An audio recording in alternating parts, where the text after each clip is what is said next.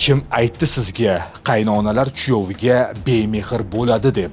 Biz nima uchun bu haqda gap boshladik? Chunki Jizzaxda aliment to'lamay qochib yurgan erkaklardan biri qaynonasining uyidan topildi. Aniqroq qilib aytadigan bo'lsak, ikkinchi turmush o'rtog'ining onasinikidan. Qarzdordan undiruvchi foydasiga bir nafar farzandi moddiy ta'minoti uchun aliment undirish belgilangan. Ijro harakatlari davomida qarzdor aliment pullarini to'lashdan bo'yin tovlab, davlat ijrochisi huzuriga kelishdan bosh tortib kelgan. Qidiruv tadbirlari davomida qarzdor Zomin tumanidagi ikkinchi xotini tomonidan qaynonasining uyida uy ishlari bilan shug'ullanib yurgan vaqti erta tongda topilib, qonuniy chora ko'rishlik uchun davlat ijrochisiga topshirildi.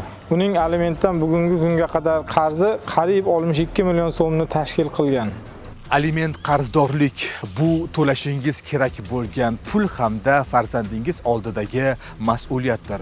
To'g'ri, ba'zi sabablar tufayli turmushingiz o'xshamagandir, lekin bolangiz oldidagi otalik burchingiz yodingizdan chiqmasin.